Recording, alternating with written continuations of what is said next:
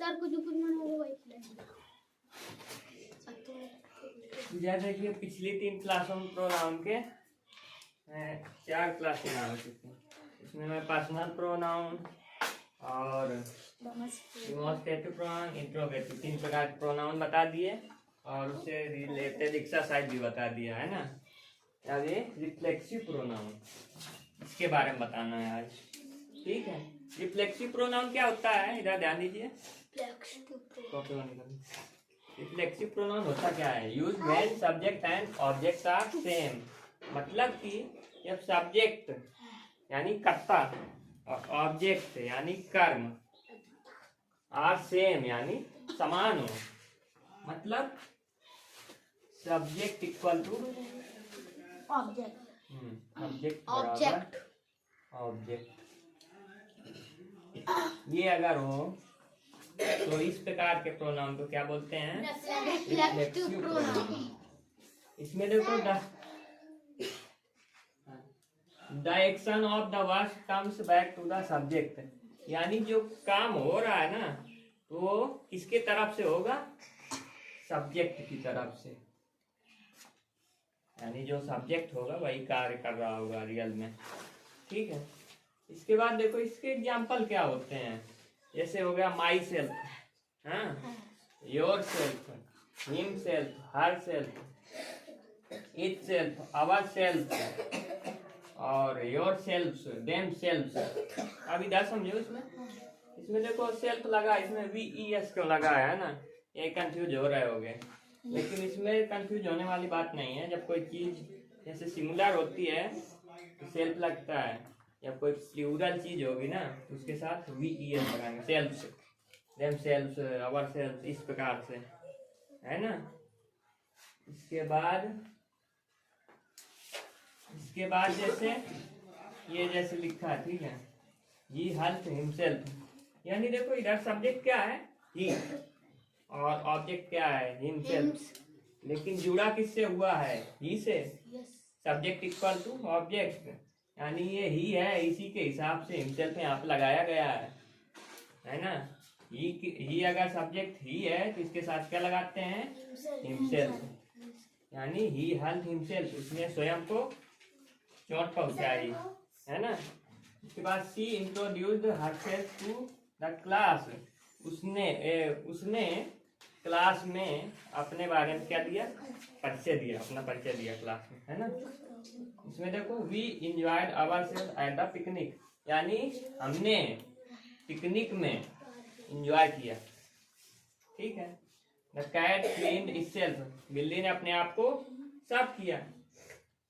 Reflexive pronoun never use as the subject of a sentence, यानी कोई भी sentence है उसमें रिफ्लेक्सिव प्रोनाउन कभी भी सब्जेक्ट के रूप में यूज नहीं होती। रिफ्लेक्सिव प्रोनाउन होते क्या है? जैसे माई सेल्फ, योर सेल्फ, है ना, तो कभी सब्जेक्ट के रूप में नहीं लगेंगे। मतलब जैसे ही के जगह में अगर हिमसेल्फ लगा देंगे तो वो सेंटेंस गलत हो जाएगा। इसका कहने का मतलब ये है कि कभी भी रिफ्लेक्सिव प्रोनाउन सब्जेक्ट के जगह पे नहीं लगेगी, हमेशा लगेगी कहाँ पे? ऑब्जेक्ट। ये जैसे सब्जेक्ट होता है, ये वर्ब हो गई, ये ऑब्जेक्ट, लगेगी हमेशा ऑब्जेक्ट पे। ठीक है, इसके बाद जैसे लिखा है they are use as objects, यानी ऑब्जेक्ट के रूप में हमेशा लगती है। इन विच सेल्फ या सेल्फ, जो रिफ्लेक्सिव प्रोनाउन होती है वो हमेशा या तो सेल्फ से खत्म होगी या तो सेल्फ से, दो चीजों से। पहचानने का ये तरीका है इसके बाद देखो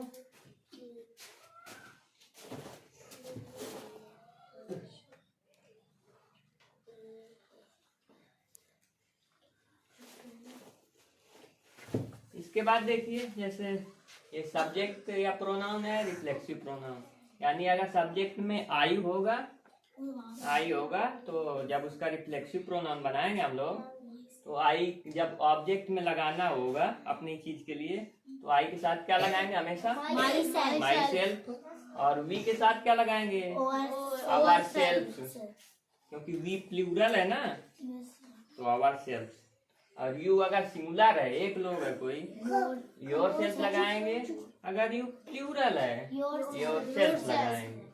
और ई के साथ हमेशा हिमसेल्फ लगाएंगे, और सी के साथ हरसेल्फ लगाएंगे, इट के साथ इटसेल्फ लगाएंगे, और दे के साथ देम सेल्फ लगाएंगे, क्योंकि दे प्लूरल। इतना ध्यान रहेगा। इसके बाद देखो रॉन्ग वीएस करेक्ट, यानी क्या रॉन्ग, अगर रॉन्ग है तो कैसे है, सही है तो कैसे। जैसे my self did the work, ठीक है, ये सेंटेंस लिखा है, my self did the work, कोई सेंटेंस बन रहा है, क्योंकि इसमें रिफ्लेक्सिव प्रोनाउन कहाँ पे लगा दिया हम लोगों ने, सब्जेक्ट के जगह पे लगा दिया ना, तो कोई सेंटेंस ही नहीं बन पाएगा। My self did the work, तो ये सेंटेंस क्या हो जाएगा, क्रॉस हो जाएगा, गलत हो जाएगा, ठीक है। बनाने का तरीका क्या है, जैसे इसको सही कैसे बनाएंगे, I did the work my self, यानी मैंने इस कार्य को I did the work my self, मैंने स्वयं इस कार्य को किया, ठीक है। बताओ। Yes sir. हमेशा रिफ्लेक्सिव प्रोनाउन ऑब्जेक्ट के हिसाब से, सब्जेक्ट के हिसाब से ऑब्जेक्ट के रूप में लगेगी, है ना। Yes sir. और इसमें कुछ पूछना है? No sir. रिफ्लेक्सिव प्रोनाउन हो गया। Yes sir. इसके बाद रिफ्लेक्सिव प्रोनाउन से रिलेटेड एक्सरसाइज जो है ना, वो आप लोगों को अगली क्लास में बता दूंगा, ठीक है। इसमें इतना याद कर लीजिएगा ये। इसके बाद जब इससे एक्सरसाइज करोगे आप लोग तो उससे प्रैक्टिस हो जाएगी आप लोगों की। जब इससे रिलेटेड आप लोग एक्सरसाइज करोगे तो उससे आपकी प्रैक्टिस हो जाएगी। फिर उसके बाद फिर अगला प्रोनाउन बताऊंगा। अभी 2-3 प्रोनाउन और बचे हैं, वो खत्म हो जाए, इसके बाद फिर एडजेक्टिव, ठीक है। Okay sir.